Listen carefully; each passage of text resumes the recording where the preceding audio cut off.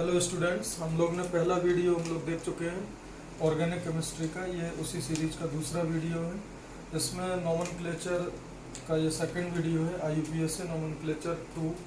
तो देखो जरा, इसमें उसी के कंटिन्यूशन में organic chemistry 2 second video IUPAC से नोमेनक्लेचर 2।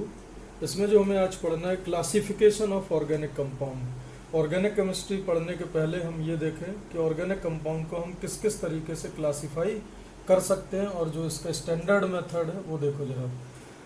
ऑर्गेनिक कंपाउंड को दो तरीके के कंपाउंड में क्लासिफाइड किया जाता है। एक होता है बेटा ओपन चेन या असाइक्लिक और एलिफेटिक कंपाउंड। क्या क्या बोलते हैं? ओपन चेन, असाइक्लिक और एलिफेटिक कंपाउंड। देखो इसमें मैंने 3 एग्जाम्पल लिखे हैं, 1 2 3 4 5। 5 कार्बन का एक ओपन चेन कंपाउंड, 1 2 3 4 5। 5 कार्बन का एक ओपन चेन कंपाउंड, 1 2 3 4 5। 5 कार्बन का ओपन चेन कंपाउंड। जब ओपन चेन कंपाउंड होगा तो उसको बोलेंगे ओपन चेन, असाइक्लिक और एलिफेटिक कंपाउंड। इसको बेटा सेकंड कैटेगराइजेशन होता है इसका क्लोज्ड चेन कंपाउंड और साइक्लिक कंपाउंड। तो इसमें देखो मैंने as usual 3 membered ring, 4 membered ring, 5 membered ring और 6 मेंबर्ड रिंग विद नाइट्रोजन ये बनाए हुए हैं। तो ये आपको दिख रहा होगा, ये सब क्या है? Cyclic compound. साइक्लिक कंपाउंड बोलते हैं या क्लोज्ड चेन कंपाउंड इनको बोलते हैं। अब देखो जरा वापस, ओपन चेन कंपाउंड और एलिफेटिक कंपाउंड और असाइक्लिक कंपाउंड, इनको फर्दर 2 तरीके से डिवाइड करा जाता है। ध्यान से देखो, सबसे पहले होता है बेटा सैचुरेटेड कंपाउंड और एक होता है अनसैचुरेटेड कंपाउंड। अनसैचुरेटेड कंपाउंड में होता है आपका एल्कीन और एल्काइन। एल्कीन और एल्काइन।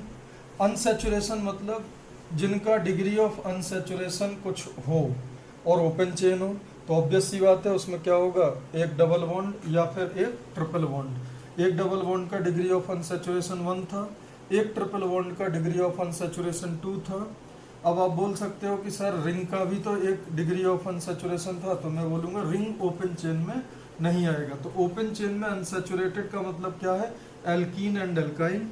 और सैचुरेटेड का मतलब क्या है? एल्केन। देखो यहाँ पे 2 कंपाउंड मैंने बनाए, 1 2 3 4 5। इसमें कहीं पे कोई मल्टीपल बॉन्ड नहीं है, यहाँ पे कहीं पे भी कोई मल्टीपल बॉन्ड नहीं है। तो अगर एल्केन है, एल्केन होगा तो सैचुरेटेड, और अगर एल्काइन होगा और एल्काइन और एल्कीन होगा तो अनसैचुरेटेड। तो ओपन चेन को हम 2 ही कैटेगरी में डिवाइड कर सकते हैं, और ये ओपन चेन वाला स्टोरी आपका फिनिश हो गया। अब क्लोज्ड चेन में हम लोग आते हैं। क्लोज्ड चेन में मैंने बताया कि एक साइक्लिक रिंग होगी, कंपलसरी होगी, और इस क्लोज्ड चेन को 2 तरीके के कंपाउंड्स में डिवाइड करा गया है। देखो ध्यान से, एक है होमोसाइक्लिक कंपाउंड। होमोसाइक्लिक, होमो मतलब होता है बेटा सेम, होमो मतलब होता है सेम। तो देखो यहाँ पे जो ये साइकिल है उसमें देखो सारे के सारे कार्बन है, सारे के सारे कार्बन है। अगर होमोसाइक्लिक का मतलब क्या है? जब सारे के सारे जिन भी एटम से रिंग फॉर्म हो रहा है वो सब सेम कंपाउंड हो, जैसे साइक्लोप्रोपेन, साइक्लोब्यूटेन। और हेट्रोसाइक्लिक देखो, कार्बन थे सारे बेटा, ये कार्बन है 1 2 3 4 5। ये 5 कार्बन के बीच में देखो रिंग में पार्टिसिपेट कर रहा है नाइट्रोजन। अगर कोई हेट्रो मतलब डिफरेंट, तो अगर कोई डिफरेंट एटम आ जाए रिंग में पार्टिसिपेट करने, हाँ, तो ये मत अब सोचना बेटा। देखो यहाँ पे बच्चे एक गलती करते हैं, ये पूछा जाता है कि ये कौन सा है, हेट्रो या होमो। तो बेटा ये बच्चे बोल देते हैं हेट्रो है सर, देखो ऑक्सीजन है। नहीं, ये होमोसाइक्लिक है बेटा। क्यों? क्योंकि जो रिंग बन रहा है उसमें तो सब कार्बन ही है ना, रिंग में सब कार्बन है। जब रिंग में सारे कार्बन होंगे वो होमोसाइक्लिक, और अगर एक भी, हाँ, अगर यहाँ पे ऑक्सीजन डाल दो तो now this will become heterocyclic, क्योंकि 5 क्या है? कार्बन, और एक क्या हो गया? ऑक्सीजन। तो ये आई थिंक आपको समझ आ गया होगा। अब होमोसाइक्लिक को बेटा 2 तरीके से डिवाइड करा जाता है। एक होता है एलिसाइक्लिक और एक होता है एरोमेटिक। एरोमेटिक कंपाउंड्स हम अभी पढ़ेंगे, इनका पूरा एरोमेटिसिटी का अपन कंडीशन देखेंगे अभी। लेकिन आपको अभी क्या समझना है वो ध्यान से देखो। तो ऐसे कंपाउंड जो एरोमेटिक हों उनको एरोमेटिक बोलेंगे, और जो एरोमेटिक ना हो उनको एलिसाइक्लिक। जैसे ये रिंग है, होमोसाइक्लिक है। ये भी रिंग है, होमोसाइक्लिक है। बट जिनमें पाई बॉन्ड नहीं होते हैं बीच में, बेटा एरोमेटिक के लिए कॉन्जुगेशन में पाई बॉन्ड चाहिए। कॉन्जुगेशन में पाई बॉन्ड अगर होंगे तो वो एरोमेटिक होता है। तो स्पेशल टाइप के, जैसे आपने सुना होगा benzene, benzene is a aromatic compound. तो एरोमेटिक कंपाउंड को भी दो तरीके से डिवाइड करा गया है। एक तो बेंजीनोइड एरोमेटिक कंपाउंड, जैसे देखो इसमें ये बेंजीन है, बेंजीन एरोमेटिक होता है। इसमें भी देखो दो बेंजीन है, इसको नेप्थलीन बोलते हैं, जिसमें जो ये भी एरोमेटिक है। ये बेटा मैंने एरोमेटिक बनाया है, ये एरोमेटिक बनाया है और ये एरोमेटिक बनाया है। इसमें ये दोनों में बेंजीन है, तो ये होंगे बेंजीनोइड एरोमेटिक कंपाउंड। और ये होगा नॉन बेंजीनोइड, ये भी एरोमेटिक है, बट देखो इसमें बेटा बेंजीन रिंग नहीं है। बेंजीन रिंग क्या होता है? 6 मेंबर्ड रिंग और 3 alternate pi bond. 3 alternate pi bond को इस तरीके से रेजोनेंस हाइब्रिड के फॉर्म में, या अभी अपन रेजोनेंस वगैरह सीखेंगे तो सब अपन डिटेल में देखेंगे, इसकी टेंशन लेने की ज़रूरत नहीं है। अभी आप ये मान के चलो कि बीच में एक डीलोकलाइज्ड इलेक्ट्रॉन होते हैं जिसको बेंजीन बोलते हैं, ठीक है। तो बेसिकली होमोसाइक्लिक दो तरीके का हुआ, एलिसाइक्लिक और एरोमेटिक। और एरोमेटिक फर्दर दो तरीके का हुआ, एक वो एरोमेटिक कंपाउंड जिनमें बेंजीन है लाइक बेंजीन नेप्थलीन, और एक वो जिनमें बेंजीन रिंग नहीं है फिर भी एरोमेटिक है। और देखो सारे के सारे बेटा जो रिंग में एटम है वो कार्बन ही है, तो होमोसाइक्लिक है। होमोसाइक्लिक है, एरोमेटिक भी है। इसमें देखो डीलोकलाइज्ड इलेक्ट्रॉन अगर पाई बॉन्ड आप काउंट करो तो 1 2 3 4 5 10 इलेक्ट्रॉन है। और बेंजीन में कितने होते हैं? 6 इलेक्ट्रॉन। तो अगर डबल बॉन्ड कॉन्जुगेशन में है और 6 10 14 इस तरीके के अगर इलेक्ट्रॉन होते हैं तो उन सिस्टम्स को हम एरोमेटिक बोलते हैं। अभी हम ये पढ़ेंगे तो ये डिटेल में हम देख लेंगे। अभी आपको लिखने की क्या ज़रूरत है? होमोसाइक्लिक में आप कोई भी होमोसाइक्लिक मतलब रिंग में सेम टाइप के एटम, दो तरीके से उसको एलिसाइक्लिक और एरोमेटिक। एलिसाइक्लिक में एज इट इज़ जो एरोमेटिक ना हो तो साइक्लोप्रोपेन, साइक्लोब्यूटेन। एरोमेटिक में हो सकते हैं आपके बेंजीन, नेप्थलीन और एजुलिन। और बेंजीन नेप्थलीन आएंगे आपके बेंजीनोइड एरोमेटिक कंपाउंड में, और नॉन बेंजीनोइड में आएंगे एजुलिन। उसके बाद हेट्रोसाइक्लिक कंपाउंड को दो तरीके से डिवाइड करा गया है, एक तो नॉर्मल एलिसाइक्लिक, नॉर्मल एलिसाइक्लिक, और एक एरोमेटिक, इसी का एरोमेटिक। तो कुछ हेट्रो वाले जैसे पायरिडीन, अगर पेरिडीन आप सुनो तो वो एरोमेटिक होता है, ये अपन फिर पढ़ेंगे। तो वो पेरिडीन में भी क्या होता है, ये खास बात होती है, 3 पाई बॉन्ड ऑल्टरनेट पोजीशन पे होते हैं। तो अगर एरोमेटिक है तो एरोमेटिक, और एरोमेटिक नहीं है तो एलिसाइक्लिक। तो देखो जरा इसमें जो बेसिकली हमें क्या रिटेन करना है वो एक बार देख लो। मैं आपको इसको थोड़ा सा शॉर्ट में ये बता देता हूँ, क्योंकि यहाँ पे थोड़ा हो सकता है आपको दिख ना रहा हो। तो देखो जरा इस तरीके से अपन देख लेते हैं। कोई भी ऑर्गेनिक कंपाउंड को मैंने दो तरीके से बांटा था, एक था open chain compound, open chain compound, और एक था क्लोज्ड चेन कंपाउंड। एक ओपन चेन कंपाउंड और एक क्या था, क्लोज्ड चेन कंपाउंड, ठीक है। ओपन चेन को दो तरीके से बांटा था, सैचुरेटेड और अनसैचुरेटेड, और इसका स्टोरी यहीं कंप्लीट हो गया था। सैचुरेटेड मतलब सब सिंगल बॉन्ड, अनसैचुरेटेड मतलब डबल बॉन्ड और ट्रिपल बॉन्ड, ये हो जाएगा। क्लोज्ड चेन में दो तरीके से थे, एक होमोसाइक्लिक और एक हेट्रोसाइक्लिक। होमोसाइक्लिक में जब रिंग जो बना हो वो सब सेम हो, जैसे साइक्लोप्रोपेन, साइक्लोब्यूटेन, साइक्लोपेंटेन। हेट्रोसाइक्लिक में सब ठीक हो, एक एटम डिफरेंट हो या दो एटम डिफरेंट हो, इस तरीके से। होमोसाइक्लिक को दोबारा दो पार्ट में बांटा था, एक तो नॉर्मल एलिसाइक्लिक और एक एरोमेटिक। एलिसाइक्लिक में जो एरोमेटिक नहीं है like 3 membered, 4 membered, 5 membered. Aromatic में जो एरोमेटिक हों like benzene, like naphthalene, like azoline. Azoline में बेटा एक 7 मेंबर्ड होता है, एक 5 मेंबर्ड, और ऑल्टरनेट पोजीशन पे पाई बॉन्ड होते हैं। ये दोनों हो जाएंगे आपके बेंजीनोइड, क्योंकि देखो बेंजीन का फ्रेम है, और ये हो जाएगा एरोमेटिक नॉन बेंजीनोइड। उसके बाद उसी तरीके से हेट्रो को दो में बांटा था, एलिसाइक्लिक और एरोमेटिक। एलिसाइक्लिक आपका वो जो एरोमेटिक नहीं है, तो ये एग्जाम्पल हो जाएंगे।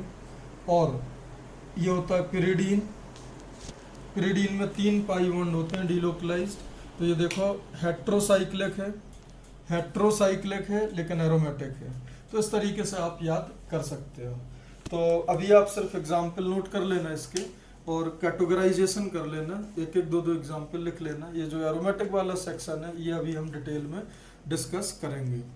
नेक्स्ट देखो organic compounds and functional group. अब देखो जरा ध्यान से, the number of non organic compound is much more than inorganic compound, but it has been possible to group them into classes or families based on their structural feature. This has given organic chemistry a logical and systematic shape. Examples are follows. देखो बेटा है क्या कि organic chemistry में अगर आप देखोगे तो इनऑर्गेनिक केमिस्ट्री के कंपेयर में बहुत सारे कंपाउंड्स हैं, बट फिर भी ऑर्गेनिक केमिस्ट्री थोड़ा सा व्यवस्थित है। क्यों? क्योंकि अगर आप देखोगे तो हम कंपाउंड्स को ऐसे फीचर कर सकते हैं कि जैसे ये एल्केन है तो there are thousands of alkane, ethane, methane, propane, butane, सबकी प्रॉपर्टीज एक जैसी होंगी।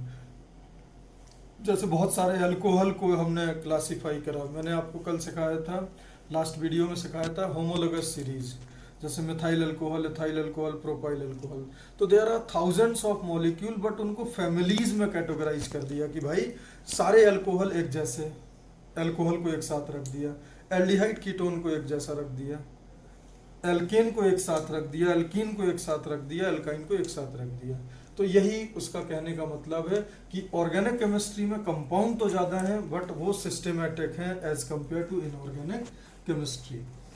देखो जरा अब इसमें कुछ जो एग्जाम्पल्स हैं, जैसे एल्केन। अब एल्केन बेटा आप सबको मालूम होगा, एल्केन का जो फॉर्मूला होता है वो होता है CnH2n+2, where n is equal to 1 2 3 etcetera, कोई भी इंटीजर नंबर होगा। These are open chain aliphatic saturated compound. हमने कल ही देखा था कि अगर कोई अनसैचुरेटेड कंपाउंड को सैचुरेटेड करना है तो हमें उसको एल्केन में बदलना पड़ा था। तो these are aliphatic saturated open chain compound, और इनमें कोई फंक्शनल ग्रुप नहीं है, जैसे कोई अल्कोहल, ईथर, COOH, एस्टर, इस तरीके का इसमें कोई फंक्शनल ग्रुप नहीं होता है। और इनका एक और नेम होता है पैराफिन्स, याद रखना पैराफिन्स इनका नेम होता है। इनके एग्जाम्पल आप सभी को मालूम है, methane, ethane, propane, butane, pentane और हेक्सेन, इस तरीके से। तो आपको एल्केन में क्या क्या याद रखना है ये आप देखो। सबसे पहले तो उसका फॉर्मूला क्या होगा, CnH2n+2, और CnH2n+2 में n की वैल्यू होगी कोई भी इंटीजर। आप n की वैल्यू 1 से लेके आप कुछ भी डालो, एक आपको स्ट्रक्चर मिलेगा और उसका एक प्रॉपर नेम होगा। IUPAC से हम उसका नेम निकाल सकते हैं। तो मीथेन, इथेन, प्रोपेन, ब्यूटेन और पेंटेन। नेक्स्ट होता है आपका एल्कीन। एल्कीन का जो फॉर्मूला है वो है CnH2n। इसको अल्काइलिन्स और ओलिफिन्स भी बोलते हैं। इनका दो नेम और है, अल्काइलिन्स और जैसे एथिलीन वही लिखा हुआ है, प्रोपाइलिन, उसी तरीके से अल्काइलिन्स और ओलिफिन्स इनका नेम होता है। और इनमें ऑब्वियस सी बात है अनसैचुरेशन होगा। अच्छा, इनको हाइड्रोकार्बन क्यों बोलते हैं? क्योंकि इनमें सिर्फ हाइड्रोजन और कार्बन होता है। हैविंग एटलीस्ट 1 पाई बॉन्ड, एक डबल बॉन्ड होगा इसमें कार्बन कार्बन। इनके एग्जाम्पल एज यूजुअल एक कार्बन का एल्कीन होता नहीं है, ये आप सबको पता होगा। इथीन, क्योंकि कार्बन कार्बन डबल बॉन्ड के लिए बेटा एटलीस्ट 2 कार्बन तो होने ही मांगते हैं। तो इथीन, प्रोपीन, ब्यूटीन, इस तरीके के इनके एग्जाम्पल है। सिमिलरली अगर हम मूव करें एल्काइंस पर, तो एल्काइन में एक ट्रिपल बॉन्ड कंपलसरी है। ये अनसैचुरेटेड, ये भी ओपन चेन कंपाउंड होंगे, अनसैचुरेटेड होंगे, और इनका जो फॉर्मूला होगा इनमें 2 हाइड्रोजन एल्कीन से भी कम होंगे, क्योंकि एक एक्स्ट्रा पाई बॉन्ड है इसमें। तो इसका जो फॉर्मूला आएगा वो आएगा CnH2n-2। इनमें एटलीस्ट 1 ट्रिपल बॉन्ड होता है। इनके एग्जाम्पल होंगे एसिटिलीन, 2 कार्बन का जो एथाइन होता है, या इसको एथाइन बोलते हैं या एसिटिलीन। अब देखो मैंने ये इनके कॉमन नेम लिखे हैं बेटा। Acetylene is common name of acetylene. Ethyne इसका नेम होता है IUPAC से, जो अभी हम सीखेंगे। तो देखो अब एसिटिलीन में क्या लगा दिया है, एक मिथाइल, तो इसका नेम क्या लिखा मैंने, मिथाइल एसिटिलीन। ये सब कॉमन नेम है। इसमें क्या लगा दिया एसिटिलीन में, इथाइल, तो मैंने लिखा इथाइल एसिटिलीन। इसमें मैंने क्या लगा दिया, दो मिथाइल, तो डाई मिथाइल एसिटिलीन। इसमें मैंने क्या लगा, एक इथाइल और एक मिथाइल। एक कार्बन के अल्काइल ग्रुप को मिथाइल बोलते हैं, दो कार्बन को इथाइल बोलते हैं, तो इथाइल मिथाइल एसिटिलीन। तो एल्काइन, तो ये आप तीनों के जनरल फार्मूला याद रखना। एल्केन का जनरल फार्मूला क्या होगा, CnH2n+2। एल्कीन का क्या होगा, CnH2n। एल्काइन का क्या होगा, CnH2n-2। क्लियर है, जनरल फार्मूला क्लियर है। और हाँ, जो एल्केन होता है वो सैचुरेटेड कंपाउंड है, और जो एल्काइन है वो अनसैचुरेटेड, और जो एल्कीन है वो भी अनसैचुरेटेड।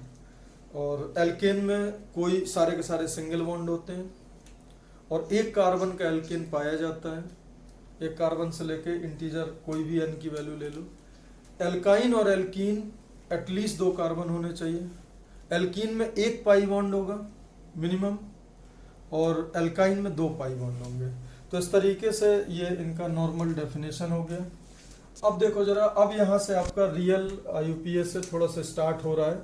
देखो जरा, some names of hydrocarbon group. Hydrocarbon मतलब जिनमें हाइड्रोजन कार्बन है, आज हम वही डिस्कस करेंगे। देखो, अल्काइल ग्रुप, एल्किनाइल ग्रुप और एल्कनाइल ग्रुप। देखो जरा, इसको मैं थोड़ा ब्रेक करके देखूंगा। यहाँ देखो, ये क्या लिखा हुआ है, एल्क। ये क्या है, एल्क। ये क्या है, एल्क। ध्यान से देखना। और इसमें क्या लगा है, YL। इसमें क्या है एक्स्ट्रा, इन, फिर YL। इसमें क्या है, YN, फिर YL। तो ध्यान से देखना जरा, अगर बेटा कोई एल्केन है, ध्यान से देखना, ये बहुत ही इंपॉर्टेंट सेक्शन है। ये एल्केन है तो उसका फॉर्मूला क्या होगा, CnH2n+2। Methane, ethane, propane, butane, hexane, heptane. समझ गए। अगर एक हाइड्रोजन रिमूव कर दिया, so this will become CnH2n+1। और इसको बेटा, इसका नेम क्या होगा, अगर CnH2n+1 है तो ये हाइड्रोकार्बन का ही ग्रुप है, बट इससे एक हाइड्रोजन रिमूव कर दिया है तो इसको हम हमेशा लिखेंगे एल्क प्लस YL। क्या लिखेंगे, एल्क प्लस YL। जैसे अगर कहीं CH3 है तो क्या बोलेंगे, मिथाइल। C2H5 है तो दो कार्बन से एक हाइड्रोजन अलग करा है तो इथाइल। C3H7 है मतलब C3H8 से एक कार्बन अलग करा है तो प्रोपाइल। और C4H10 से अगर एक कार्बन, C4H10 क्या होता है, ब्यूटेन। ब्यूटेन से अगर एक हाइड्रोजन कम कर दोगे तो क्या बन जाएगा, ब्यूटाइल।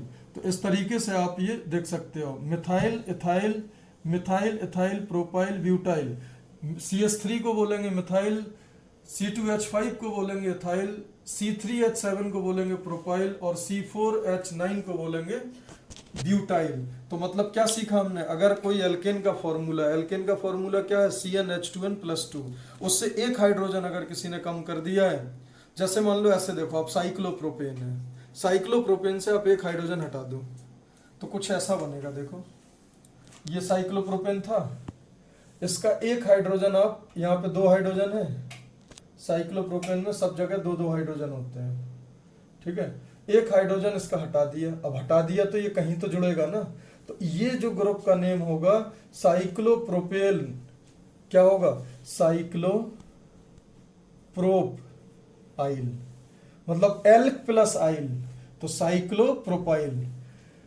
अब देखो, अगर एल्कीन से एक हटा दिया तो एल्कीन होता है CnH2n-H, CnH2n-1। तो एल्कीन में से E हटा देना है और YL लगा देना है बस। तो देखो, इसका नेम क्या होता है, इथीन। अगर आपको याद हो बेटा, इसका नेम होता है इथीन। इथीन का E हटाओ और YL लगा दो अगर ये है तो अगर मेरे को कहीं ये मिलेगा तो मैं इसको क्या बोलूंगा, इथीन का E हटा के YL लगा दूंगा। जैसे इसका नेम क्या था बेटा, CH3CH2। इसका नेम क्या था, प्रोपाइल, प्रोपीन। तो प्रोपीन का E हटा के क्या लगा दूंगा, YL। तो देखो क्या हो गया, propene YL, प्रोपिनिल।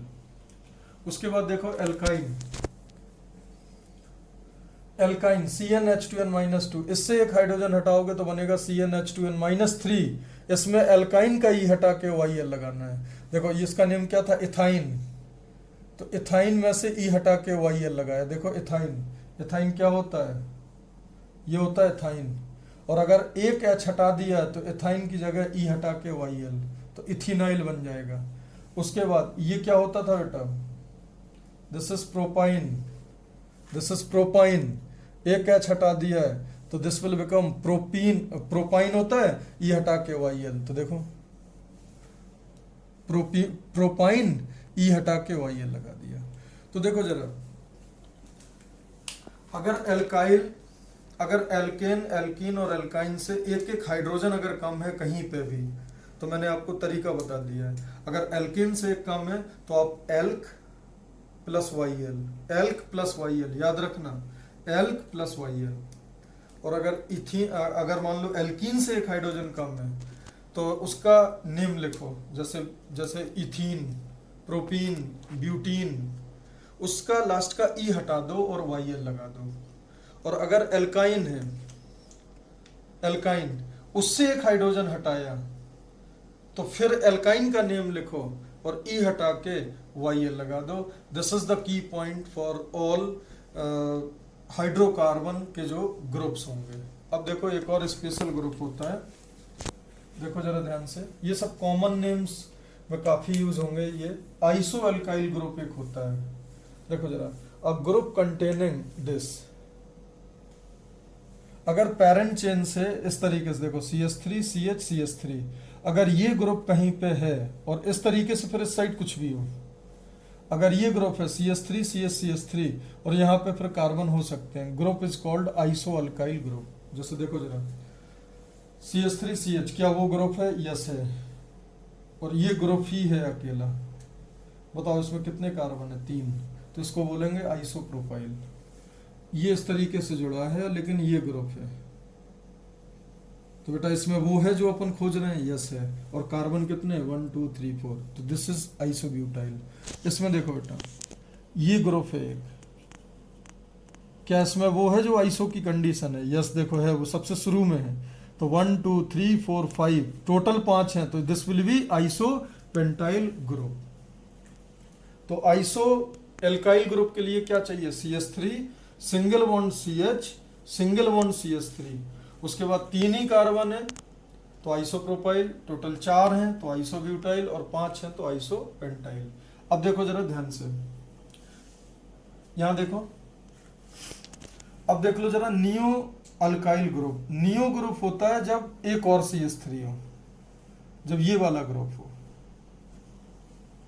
CH3 CH3 CH3, ये क्वाटरनरी वाला, ये वाला कार्बन हो, क्लियर है, क्वाटरनरी कार्बन हो, CH3 CH3 CH3 C और CH3, group is called neo alkyl group. देखो जरा ध्यान से बेटा, ये बताओ क्या ये वो कंडीशन है, यस, इसको कौन सा ग्रुप बोलेंगे, 1 2 3 4 5, तो क्या हो गया, नियो पेंटाइल।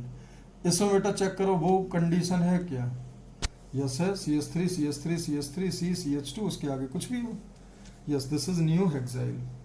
इसका नेम होता है बेटा नियो पेंटेन, इसका नेम होता है नियो हेक्सेन, ये आप समझ ही गए होंगे। अब देखो एक बहुत ही प्यारा क्वेश्चन आता है एग्जाम में जो बच्चे बहुत गलत करते हैं, देखो जरा,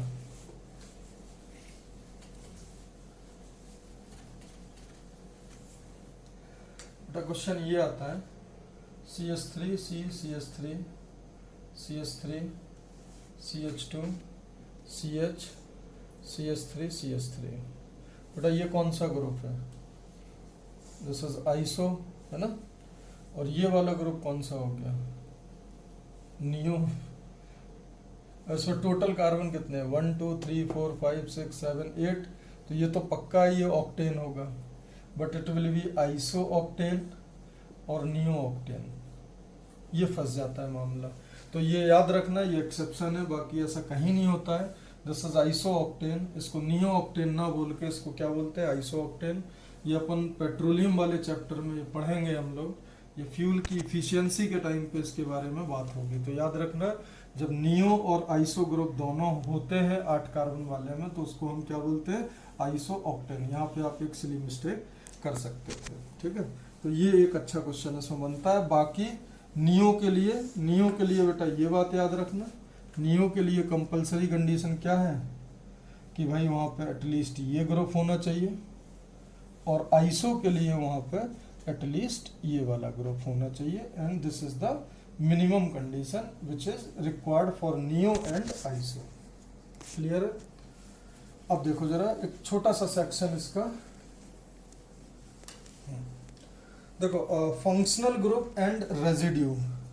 functional group and residue, the characteristic group of atom which decide the physical and chemical properties of an organic compound is known as functional group। बेटा यहाँ देखो, जैसे ये कंपाउंड है, पता है इसकी फिजिकल प्रॉपर्टीज और केमिकल प्रॉपर्टीज कौन गवर्न करेगा? सिर्फ ये होता है फंक्शनल ग्रुप। ये कार्बोक्सिलिक एसिड ग्रुप है, और इस बाकी को क्या बोलते हैं? रेजिड्यू। रेजिड्यू मतलब ये कचड़ा है, ये कुछ डिसाइड नहीं करने वाला है। डिसाइड सब कुछ कौन करेगा? Functional group. The characteristics group of atom which decide physical and chemical properties of an organic compound known as functional group. Functional group is that portion of molecule which is highly reactive. बेटा अगर ये reaction करेगा ये molecule, तो ये part ही उसका chemical reaction करेगा, विल डू केमिकल रिएक्शन, और ये तो इनर्ट होगा। तो देखो फंक्शनल ग्रुप कितना इंपॉर्टेंट है। And takes part in chemical reaction, rest is known as residue. जैसे अगर आप देखो CH3 CH2 COOH, तो ये आपका फंक्शनल ग्रुप है और ये आपका रेजिड्यू है। सारे के सारे जो फिजिकल प्रॉपर्टीज, केमिकल प्रॉपर्टीज जो डिसाइड करेगा वो ये फंक्शनल ग्रुप करेगा, और जो रेजिड्यू होगा वो सिर्फ आपका मास बढ़ाने में काम आएगा उसका, और कुछ नहीं होगा। तो याद रखना, एक रेजिड्यू होता है और एक फंक्शनल ग्रुप। तो ज़्यादा इंपॉर्टेंट क्या है जो ऑर्गेनिक केमिस्ट्री में आगे लेके जाएगा, वो है फंक्शनल ग्रुप। तो इस लेक्चर में हमें यहीं तक देखना है। तो होपफुली आपको ये सब समझ आ गया होगा। जस्ट अपन ने इसमें देखा है क्लासिफिकेशन ऑफ ऑर्गेनिक कंपाउंड्स, उनके आप एक एक दो एग्जाम्पल जरूर लिख लेना। बाय डेफिनेशन आपके स्कूल एग्जाम में आ सकते हैं, ठीक है। फिर मैंने डिफाइन करा एल्केन, एल्कीन, एल्काइन, उनके जर्नल फार्मूला, उनके जर्नल स्ट्रक्चर्स। उसके बाद मैंने बताया है आपको एल्केन से एक हाइड्रोजन हटाने पे क्या होगा, एल्कीन से एक हाइड्रोजन हटाने पर, और एल्काइन से एक हाइड्रोजन। उनका मैंने नेमिंग करने का तरीका बताया आपको। मैंने नियो और आइसो के बारे में बताया, और आइसो ऑक्टेन का मैंने फॉर्मूला शेयर करा जो कि थोड़ा सा अजीब है, जो कि आप गलत कर सकते हो, क्योंकि उसमें नियो भी ग्रुप था, उसमें आइसो भी ग्रुप था, और उस स्पेशल कंपाउंड को बोलते हैं आइसो ऑक्टेन।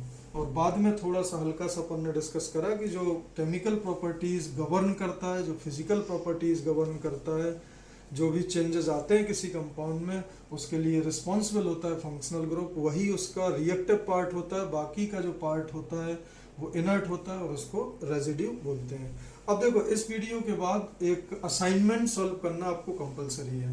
मतलब वीडियो 1 और 2, वीडियो 1 और 2 के बाद, इन दोनों वीडियोस के बाद अगर आप ये दोनों वीडियोस देख लो, पहला और दूसरा, तो आप मेरे से एक असाइनमेंट मांगना कि सर मैंने ऑर्गेनिक के दोनों वीडियो देख लिए, इसका आप असाइनमेंट मेरे को मैसेज कर दो। वो असाइनमेंट जब आप कर लो, उसके आगे ही थर्ड वीडियो पर प्रोसीड करना। होपफुली सारी बातें आपको समझ आ गई होंगी। Thank you.